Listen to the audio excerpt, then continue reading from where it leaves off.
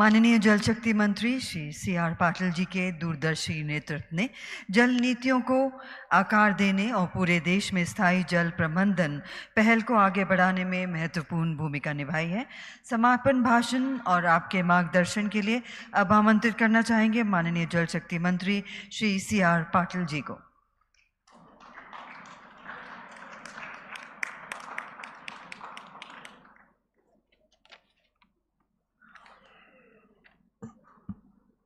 नमस्कार। अभी अंतिम क्षण आ रही है। ऐसे समय में हमारे बीच आज जो उपस्थित है हमारे MOS श्री राजभूषण चौधरी जी, राजस्थान के मंत्री श्री कन्हैयालाल जी, राजस्थान के मंत्री श्री सुरेश रावत जी, बिहार से श्री नीरज कुमार सिंह जी, श्री जावेद मोहम्मद राणा जी, श्री मकेश मारन जी, श्री केन लामा जी,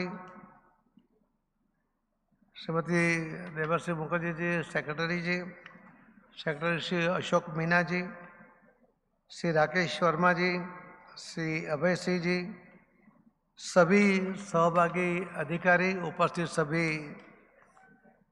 भाई और बहनों, आप सबको प्रणाम। 2 दिन के इस कार्यक्रम के द्वारा जो आदान प्रदान हुआ है उसके अंदर से आने वाले दिनों में क्या करना चाहिए उसका बहुत सा रास्ता आपको भी और हमको भी मिलेगा। आज शिवाजी महाराज की जन्म जयंती भी है।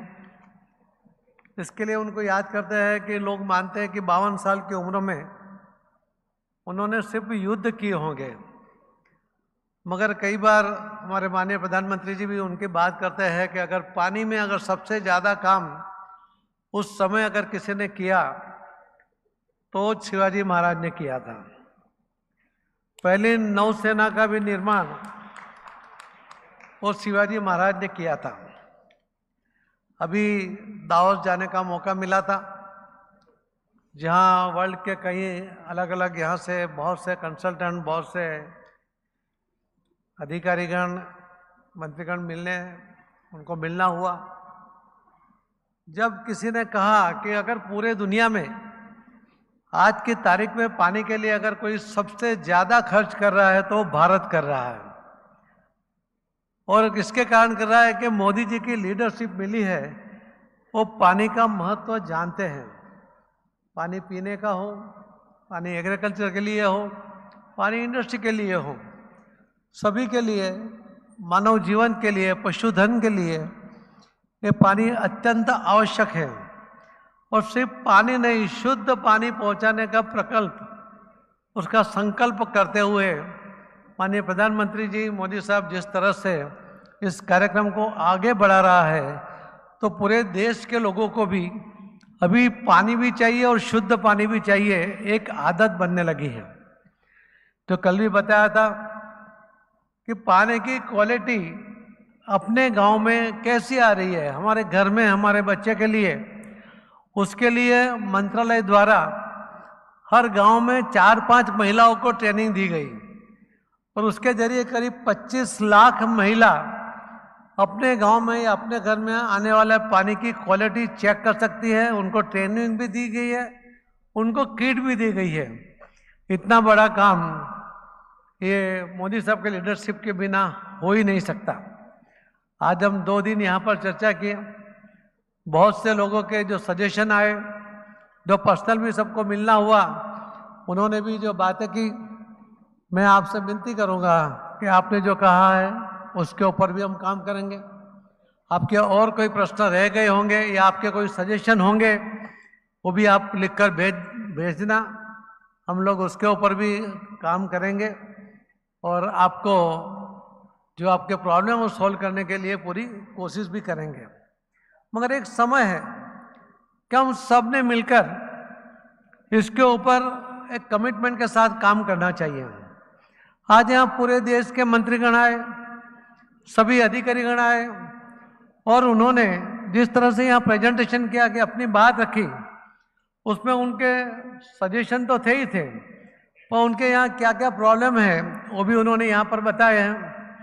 मुझे लगता है कि ये आदान प्रदान की प्रणाली है, जो संवाद करने के कारण कई लोगों को एक दूसरे का वो प्रॉब्लम सॉल्व करने के लिए क्या कर सकते हैं वो भी पता चलता है।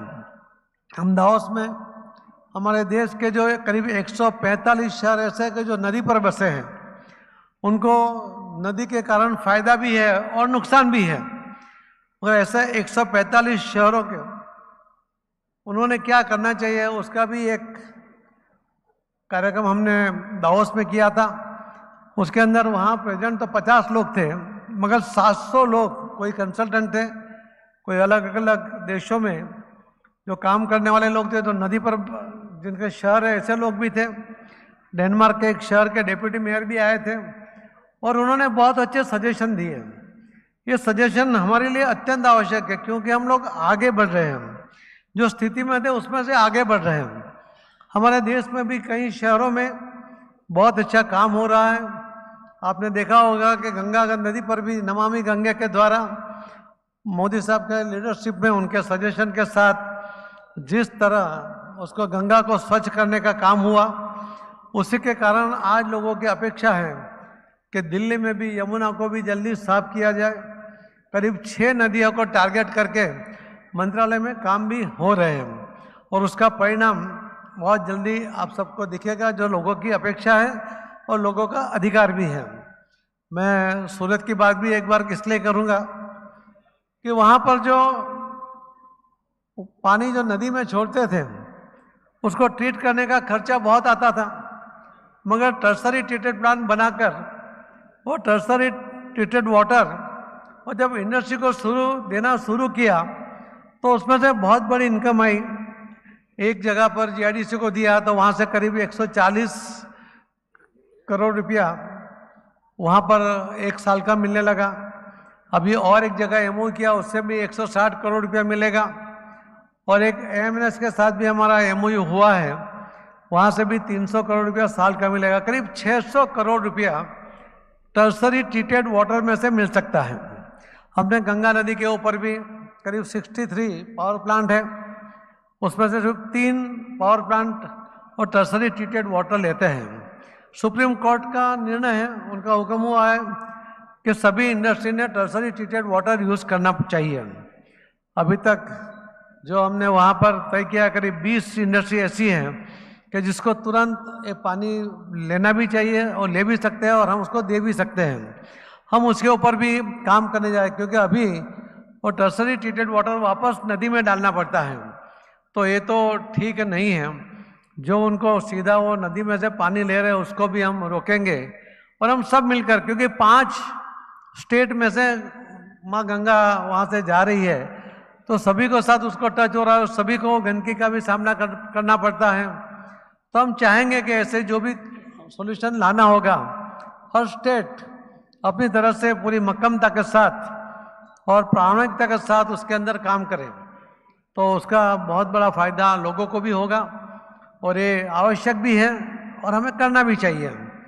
मैं फिर से आप सबों को बहुत बहुत धन्यवाद देता हूँ कि बहुत अच्छी तैयारी के साथ प्रेजेंटेशन करने के साथ कई मंत्रियों ने अपनी बात भी रखी, कई अधिकारियों ने प्रेजेंटेशन किए, तो लगता था कि आपने बहुत तैयारी करते हुए अपने स्टेट के अंदर अच्छा काम करने की कोशिश आपने की है, और आपकी प्रेजेंस के वजह से एक कार्यक्रम की शोभा भी बढ़ी है। सभी को उसके अंदर जो ज्ञानवर्धन उनका हुआ है, जिस तरह से उनको अलग अलग स्टेट में क्या हो रहा है, मैं देख रहा था कि मेरे साथ भी कई मंत्री जब यहाँ बैठे थे तो उनको पीएस को बुला के बोलते थे कि देखो इसका प्रेजेंटेशन देख लो, इसका फोटो ले लो, तो उनको लगता था कि कोई अच्छा हो रहा है, इसीलिए वो बता भी रहे थे। मैं राजस्थान के मुख्यमंत्री और 3 मुख्यमंत्री आए थे, मगर राजस्थान के मुख्यमंत्री हमारे यजमान बनकर हमको उन्होंने इनवाइट किया। हमारी जो भी यहाँ व्यवस्था करनी थी उसके अंदर उन्होंने व्यवस्था में भी अपना योगदान दिया।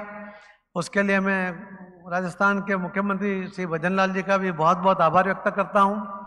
भजन लाल जी की सरकार का भी बहुत बहुत आभार व्यक्त करता हूँ कि सभी की व्यवस्था वो उन्होंने पूरी तरह अच्छी तरह यहाँ पर की है। 2 दिन ऐसा चले गए कि जैसा लगता है कि और 1-2 दिन रह जाना चाहिए, ऐसा लगता है। इस तरह का एक माहौल आपने यहाँ पर बनाया। आप सबका फिर से धन्यवाद करता हूँ, जो अधिकारी, जो कर्मचारी और सब लोगों ने जिस तरह से ये कार्यक्रम को सक्सेस करने के लिए पूरी मेहनत उठाई है, पूरी जहमत के बाद ये कार्यक्रम सफल हुआ है, उसके लिए मैं उन सबका भी बहुत बहुत धन्यवाद करता हूँ। फिर हम मिलेंगे। अभी तो 25 है, 26 में तो सेक्रेटरी का होगा कॉन्फ्रेंस, 27 में कॉन्फ्रेंस में वापस जो भी जहाँ होंगे तो मिलेंगे, आपके साथ रहेंगे तो मिलेंगे। मगर उसके पहले भी अलग अलग स्टेट में भी जाकर उनके साथ भी हमको काम करना है। यहाँ पानी की बात की, हम गोवर्धन के लिए भी काम कर रहे हैं, नमामि गंगे के लिए भी जो काम हो रहा है वो भी आप देख ही रहे हैं। तो आपके और भी कोई सजेशन हो कि हम क्या अच्छा कर सकते हैं, मंत्रालय ने क्या करना चाहिए, तो बिल्कुल वो आवकार्य है। बहुत बहुत धन्यवाद। भारत माता की जय।